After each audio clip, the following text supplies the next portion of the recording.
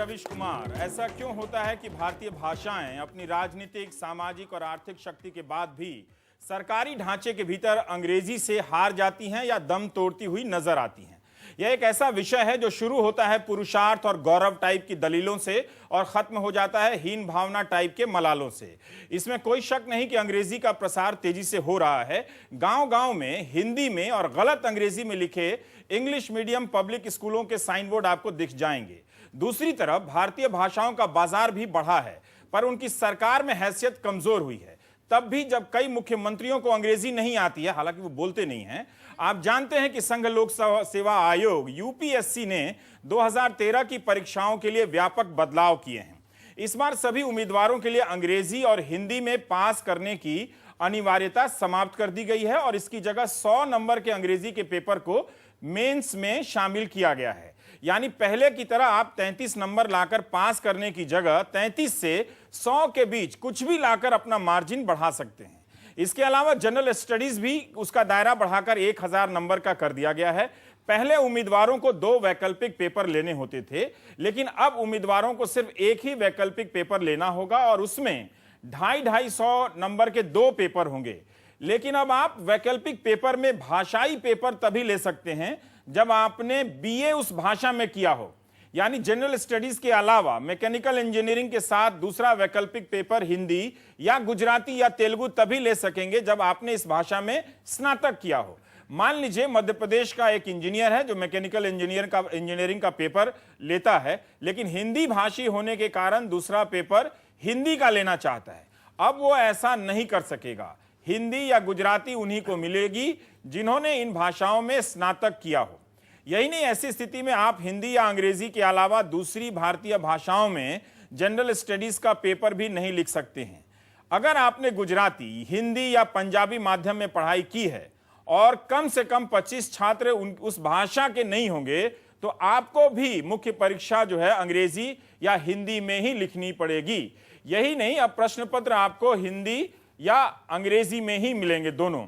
अगर आपने मराठी में स्नातक किया है तो भी आपको पेपर अंग्रेजी या हिंदी में ही मिलेगा। जवाब आप मराठी में दे सकते हैं। क्या यह कदम भारतीय भाषाओं के छात्रों को किनारे करने के लिए उठाया गया है? इसका विरोध हिंदी और तमिलनाडु ही नहीं, महाराष्ट्र, गुजरात और पंजाब में भी हो रहा है। यह मामला हिंदी बनाम अंग्रेजी का नहीं है, अंग्रेजी बनाम भारतीय भाषाओं का लगता है। हिंदी वाले थोड़े ज्यादा चैंपियन है भाषा की बातों में, इसलिए उन्होंने हिंदी बनाम अंग्रेजी का बना दिया।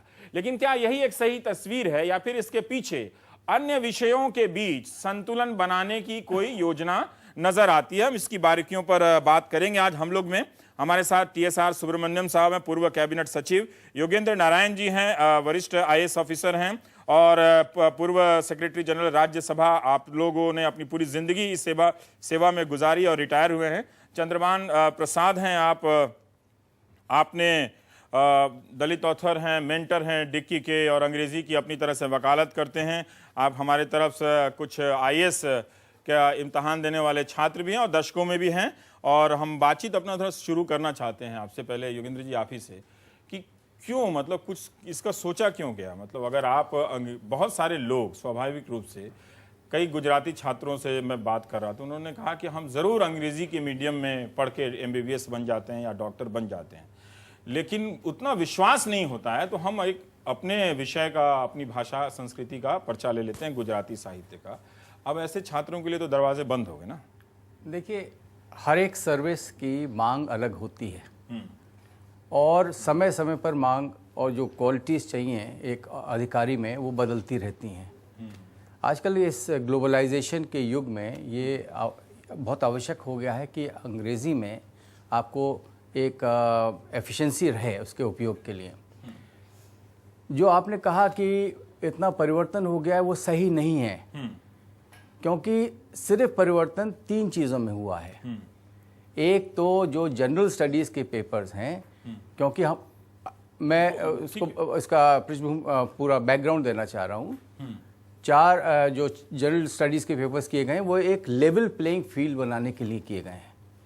पहले आपके सभी विषयों के बीच बराबर करने के लिए या सभी भाषाओं के बीच बराबर नहीं, भाषाओं में कुछ बदली नहीं हुई है। जैसे आप पहले भाषा का उपयोग करते थे इम्तहान देने में, वैसे ही है। परिवर्तन एक वो हुआ है कि एक जो आपका इंग्लिश का पेपर है वो दो पार्ट्स में बट गया है। 100 मार्क्स का हो गया है आपका कॉम्प्रिहेंशन और प्रेसे राइटिंग, और 200 मार्क्स हो गए एसे के। और इसको ये कहा गया है कि इसके मार्क्स भी गिने जाएंगे जनरल स्कोर में। पहले ये था कि अंग्रेजी को पास करना आवश्यक था, एक मिनिमम लेवल स्टैंडर्ड। ठीक है, हाँ। और कई कई वर्षों में ऐसा भी हुआ है कि 9% स्टूडेंट्स उस मिनिमम तक नहीं कर पाए और वो फेल कर गए।